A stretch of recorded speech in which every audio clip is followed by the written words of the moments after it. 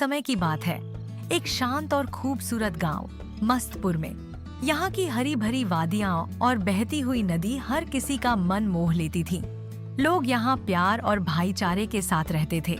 लेकिन इस गांव के ऊपर एक अदृश्य रक्षक का आशीर्वाद था, जिसका राज सिर्फ कुछ गिने चुने लोगों को ही मालूम था। हरिराम गांव के सबसे सम्मानित व्यक्ति थे।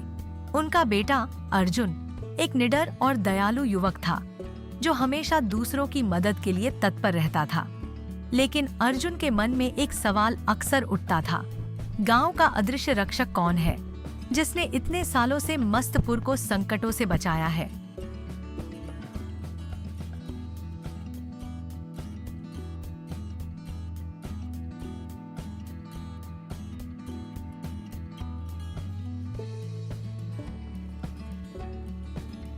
सुनो भाइयों और बहनों, हमारे गांव का वार्षिक उत्सव आने वाला है। हमें तैयारी करनी है ताकि यह उत्सव इस बार और भी भव्य हो। माँ, क्या यह सच है कि हमारे गांव में कोई अदृश्य रक्षक है? हाँ बेटा, यह सच है। हमारे पूर्वजों ने हमेशा कहा है कि एक रहस्यमयी शक्ति हमारी रक्षा करती है। पर माँ, मुझे जानना है कि वह शक्ति है क्या। यह रहस्य मुझे सोने नहीं देता।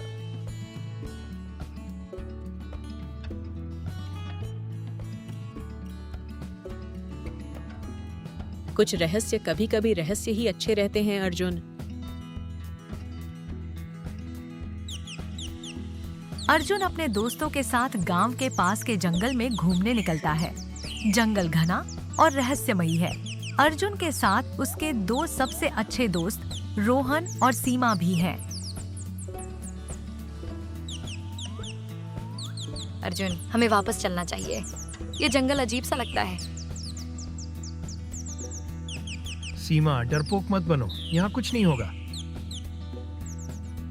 अचानक एक हल्की सी सरसराहट सुनाई देती है। पेड़ के पत्ते हिलने लगते हैं और हवा ठंडी हो जाती है। सुनो, कुछ तो गड़बड़ है। चुप रहो। तभी एक अजीब सी रोशनी पेड़ों के बीच से चमकने लगती है। अर्जुन, रोहन और सीमा उस रोशनी की ओर बढ़ते हैं। उनकी आंखें चौंधिया जाती हैं। तीनों दोस्त एक जादुई झरने के पास पहुंचते हैं। झरने के पानी में चांदी जैसी चमक है और उसके पास खड़ा एक बूढ़ा साधु दिखता है। साधु की आंखें बंद हैं, लेकिन उसकी उपस्थिति बहुत शक्तिशाली लगती है।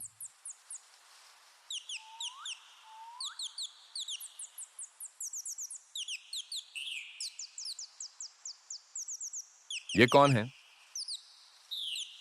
मैं हूं इस गांव का रक्षक, पर मेरी शक्ति केवल तब तक है जब तक गांव वाले अपने दिल में विश्वास और अच्छाई बनाए रखते हैं।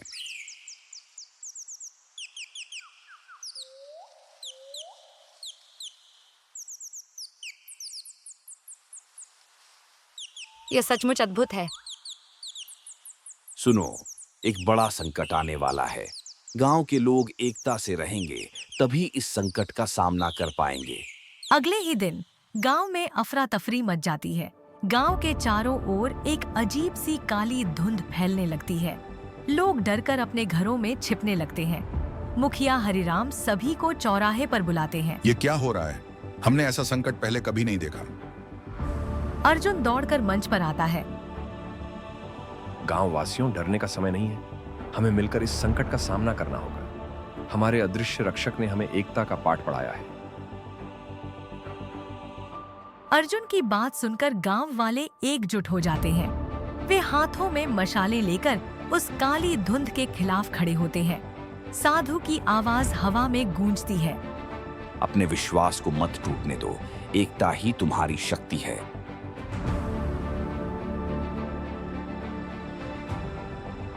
गांव वाले मिलकर धुंध का सामना करते हैं। अर्जुन और उसके दोस्त सबसे आगे खड़े होते हैं। धीरे धीरे धुंध गायब होने लगती है और आसमान फिर से साफ हो जाता है। संकट के टलते ही गांव में खुशियां लौट आती हैं। लोग फिर से हंसते गाते हुए अपने कामों में लग जाते हैं। अर्जुन और उसके दोस्तों ने सबको यह समझा दिया था कि एकता और विश्वास ही असली ताकत है। हमने आज फिर सीख लिया कि मिलकर रहने में ही शक्ति है।